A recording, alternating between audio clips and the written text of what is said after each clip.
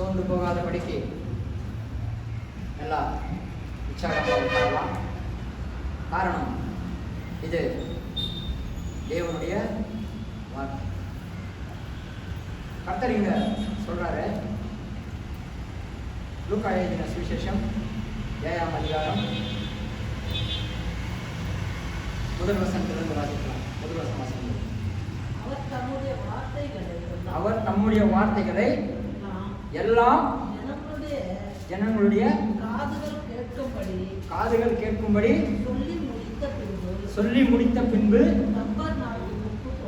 கப்பர்நகூமுக்கு போனார். எவ்வளவு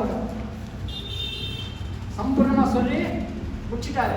மலப்பிரசங்கம்லாம் நைப்போச்சு, எல்லாம் சொல்லிட்டாரு. முடிச்சுட்டு படகுல கப்பர்நகூம் என்ற இடத்துக்கு வராரு. இந்த கப்பர்நகூம் என்ற இடம் வந்து பெரிய ஒரு போர்ட்டு.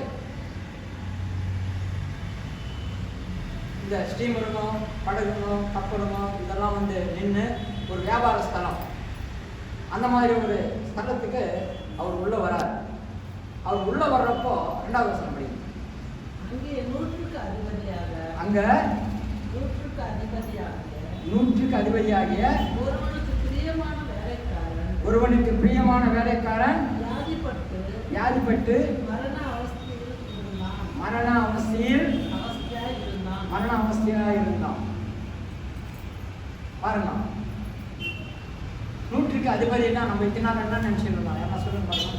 100க்கு அதிபதி என்னன்னா வசதியானவன். அப்புறமா சொல்லலாம், இத்தனை நம்ம நிறைய சபைகளை கேட்டிருக்கோம். நாங்களும் கேட்டு தான் வாங்க. நான் வந்து பைபிள் ஸ்டடியெல்லாம் பைபிள் காலேஜெல்லாம் படிக்கல, கேட்டது நான் சொல்லுவேன். இத்தனை நாள் 100க்கு அதிபதினா 100 பேர் வேலைக்காரர் இருக்கிறாங்க உங்ககிட்ட. இவர் ஒரு பெரிய பணக்காரு என்ன, ஒருத்தர் வாங்க வருவாங்க, ஒருத்தர் போகலாம்னா. இவர் 100க்கு அதிபதி வந்து யூதன் கிடையாது. நல்லா யோசிக்கணும். அதுக்கே ஒரு அவசரம். அவர் வந்து ஒரு புறஜாதியான ஆள். அவர் எந்த மாதிரி ஆள் எப்படின்னாக்கா, அப்போஸ்தலர் 10ஆம் அதிகாரம் 1 வசனத்தை வாசிக்கலாம். அப்போஸ்தலர் அப்போஸ்தலர் காரியங்கள் ஆக்ட்ஸ் படிங்க. ஆக்ட்ஸ் 10ஆம் அதிகாரம் 1ஆம் வசனம். இத்தாலியா பட்டாளம் எண்ணப்பட்ட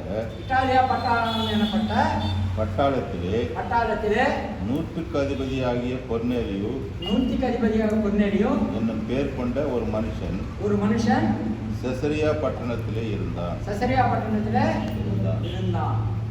பாருங்க, அவர் வந்து பட்டாளம்னா மிலிட்ரி மேன். ஒரு பெரிய ஹவுல்தாரோ கமாண்டோ என்ன சொல்றாங்க இல்லையா, அது மாதிரி ஒரு பெரிய மிலிட்ரி மேன். அவர் வந்து யூதன் கிடையாது, ஒரு புறஜாதியான ஆள். இஸ்ரவேலும் இல்லை, யூதனும் இல்லை, ஒரு புறஜாதியான ஆள். அவர் என்ன பண்றாரு, இயேசு கிறிஸ்து வராருன்னு தெரிஞ்சுக்கணும் உடனே நேரம் என்ன பண்றாரு, அவர் கிட்டக்கு வராரு. காரணம் என்னன்னா, இதுக்கு முன்ன அவங்க சிஷியர்கள்லாம் நிறைய பேர் போய் பிரசங்கம் பண்ணியிருப்பாங்க, சொல்லியிருப்பாங்க. என்ன உரமா ஒருத்தர் வராங்க, என்ன வராங்கன்னா, ஐயா உங்க சிஷியர்னால இந்த வியாதியை சுகப்படுத்த முடியல, நீங்க வந்து கை வச்சு சுகம் பண்ணாக்கா அவர் சுகமாவாங்க அப்படின்றாங்க. நாம கூட ஜெபம் பண்றோம், என்னன்னு சொல்ல. ஒரு ஜெபம் கேட்கப்படுது, ஒரு ஜெபம் கேட்கப்படுகிறது. நாம சிஷியருக்கு போல இருக்கிறோம். ஆனாலும் கூட இவருடைய விசுவாசம் பாருங்க எவ்வளோ அருமையா இருக்கு. அங்க யார் அனுப்புறாரு தெரியுமா? யூதர்கள் அனுப்புறாரு. படிங்க சிஸ்டர். 3வது வசனம். அவர் வந்து தன் வேலைக்காரனை அவரை வேண்டிக் கொள்ளும்படி யூதருடைய மூப்பரை அவரிடத்தில் அனுப்பினான். யூதர்னா யாரு? இந்த மாதிரி சபைகள்ல நடத்துற ஒரு போதகர். அவங்கள தவிர வேற யாரும் முன்ன வந்து நிற்க முடியாது. காரணம் அவங்க அது மாதிரி வச்சிருந்தாங்க.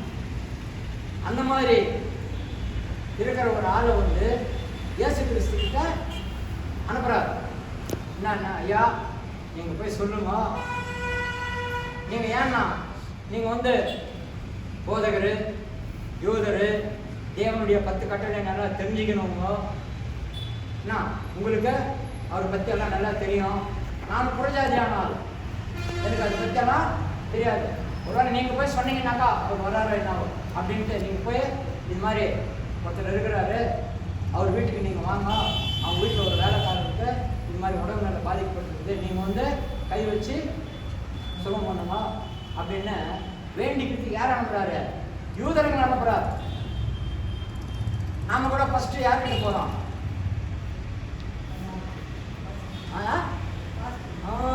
பாஸ்டர் கிட்ட போறோம். புறஜாதியான இருந்தோம் நம்ம. இப்போ நம்மளுக்கு இயேசு கிறிஸ்து குறித்து தெரியும், ஆனா அவ்வளவா தெரியாது. காரணம் ஒன்று, பாஸ்டர் ஐயா, பாஸ்டர் ஐயா, நீங்க வந்து எங்க வீட்டில் ஜெபம் பண்ணுங்க, எங்க வீட்டில் பிரச்சனையா இருக்குது, எங்க வீட்டில் கடன் தீராத பிரச்சனையா இருக்குது, எங்களுக்கு வந்து வேலை திண்டாட்டமாக இருக்குது, எங்களுக்கு பணம் ஒரு கம்மியாக இருக்குது, நீங்கள் வந்து ஜெபம் பண்ணுங்க. இதே மாதிரி தான் அனுப்புகிறாரு அந்த வேலைக்காரன் கூட. சதாஜி வேலைக்காரனுக்காக தன் எஜமான அனுப்புகிறாரு. நீங்கள் போய் அவருக்கு சொல்லுங்க, தமிழ் படிமா. அவர்கள் இயேசுவினிடத்தில் வந்து அவரை கருத்தாய் வேண்டிக் கொண்டு நீ தயவு செய்வதற்கு அவன் பாத்திரனாய் இருக்கிறான்.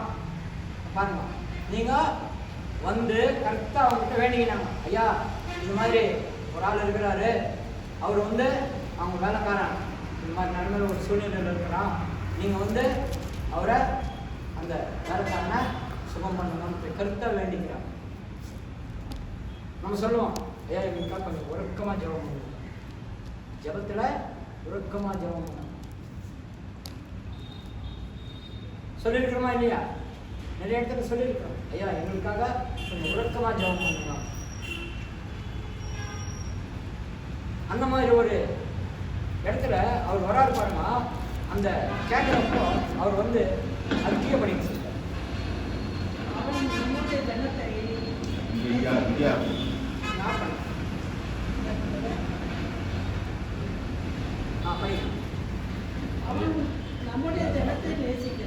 அவன் நம்முடைய ஜனத்தை நேசிக்கிறான்.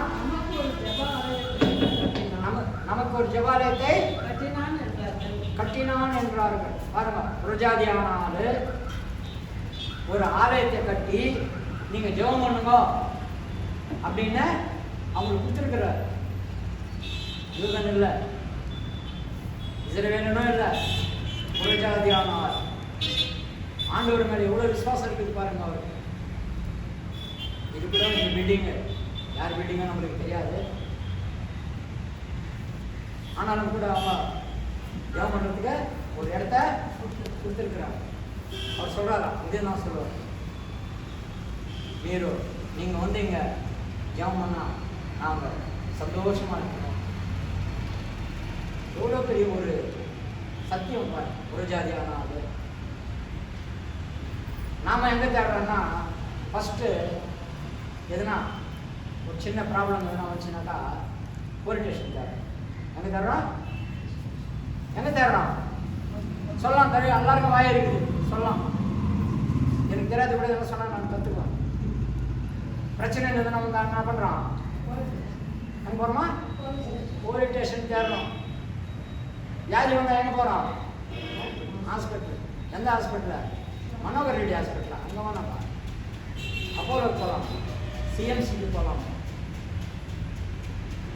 இங்கே பாருங்க, புறஜாதியான ஆள் எங்கே வராருன்னாக்கா இயேசு கிறிஸ்துக்கிட்ட அனுப்புகிறாரு.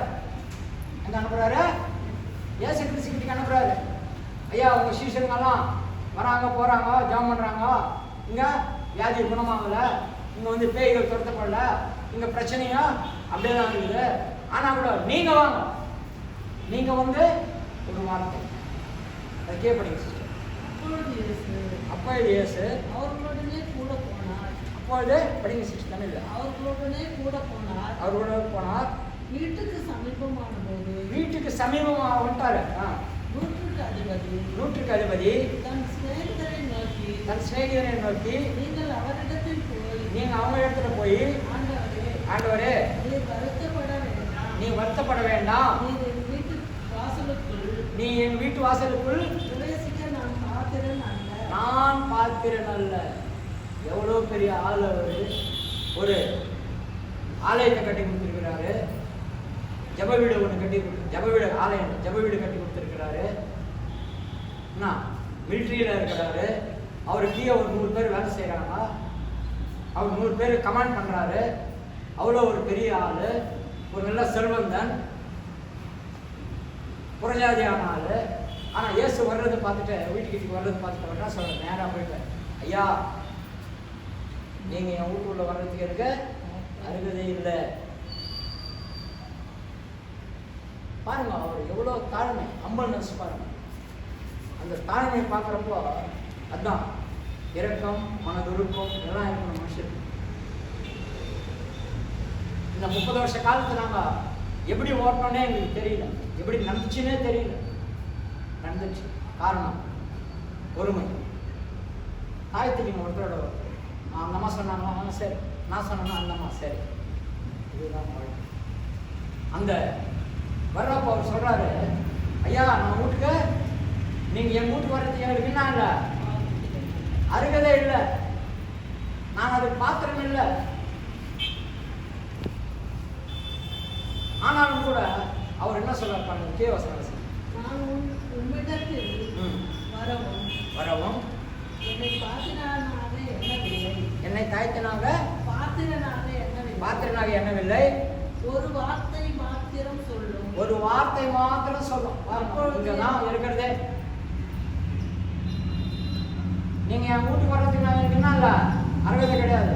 இவங்கெல்லாம் சொல்றாங்க, ஜபாலயம் கட்டி கொடுத்தாங்க, 100 பேர் இவர்கிட்ட கமெண்ட் பண்றாரு, என்ன நல்ல கவர்மெண்ட் போஸ்ட் வைக்கிறாரு, நல்ல சம்பளம் வாங்குறாரு, நல்ல செல்வந்தன், எல்லாம் கரெக்டு. ஆனா நீங்க எங்க வீட்டுக்கு வர்றதுக்கு நான் பார்த்துருக்கீங்க, இது இல்லை, அருகதை இல்லை. எவ்வளோ ஒரு அம்மனஸ் பாருங்க. கணவன் மனைவி கூட அந்த தாழ்மை இருக்கும். ஒரு வார்த்தை சொல்லிட்டாங்கன்னு வச்சுக்கோ, நீ சொன்னிய நான் எங்கள் அம்மா கூட்டி போய் சொல்கிறேன் இரு, எங்கள் அண்ணன் தம்பிக்கு சொல்கிறேன் இரு, உன் கை காலெல்லாம் வச்சுட்டு சொல்கிறேன் இரு, நீ என்ன நினச்சிருக்கிற என்னை பற்றி, அதே இல்லை. எஜமானவர் வீட்டுக்கு சகலத்தையும் பார்க்கிறவர், சகலத்தையும் தாங்கிறவர். அவர் ஒரு வார்த்தை சொன்னா தப்பு என்ன இருக்குது, அது எதனால சொல்றாங்க, அது யோசனை பண்ண மாட்டாங்க. இவனும் அது மாதிரி தான் இருப்பார். உப்பு கொஞ்சம் கம்மியாக இருக்குது, உப்பு கொஞ்சம் போடுமான்னு சொன்னாங்க. முன்னாடி கற்று கொடுத்தாங்க அவங்க ஆத்தாவும், சோறாகிறதுக்கே தெரியாது. அந்த மாதிரி சொன்ன கோவமா வராதா, சொல்லுமா எல்லாம் கல்யாணம் ஆகிது சொல்லுமா, வருமா வராதா, வரும். அரசியமா ஒன்று வருமா, எனக்கு சொல்கிறாங்க சத்தியமாக வராது. கோவம் பண்ணிக்காதீங்க, நான் இருக்கிறது சொல்கிறேன். எனக்கு சொல்லுனாக்க நானும் அது மாதிரி கேட்க மாட்டேன்.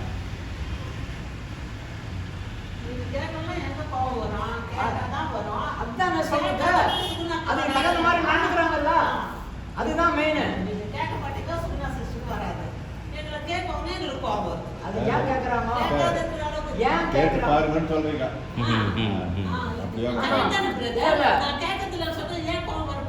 ஏன் கம்மியா போடுற உப்பு, நீ டெஸ்ட் பண்ணி பார்க்க மாட்டியா? சாப்பாட்டுல எல்லாருமே மிஸ்டேக் வருது. அதுக்குதான் ஒரு வாய் பேசுது, அப்புறம் கை பேசுது. நீங்க சாப்பாட்டு ஒண்ணு இல்லை நம்ம சாப்பிட்டு மாட்டீங்க. அப்படி இல்லை, அதுக்கு தகுந்த மாதிரி செய்வாங்க அம்மா. அது நான் சொல்றது, உப்பு இருக்குதா இல்லையா பார்க்கணும், பிடிப்பு இருக்குதா இல்லையா பார்க்கணும். நான் சோர்ந்து போய் வர்றப்பா என்ன, நான் 7 மணி வரைக்கும் வராங்க, நான் இன்னும் வரல, 8:30 மணிக்கு வந்துருக்கா, இன்னத்துக்கு தான் நான் வர்றதுன்னா. நான் என் தாத்தாவா அங்கே பசு விஷயம் இருக்கிற வாங்குறேன்,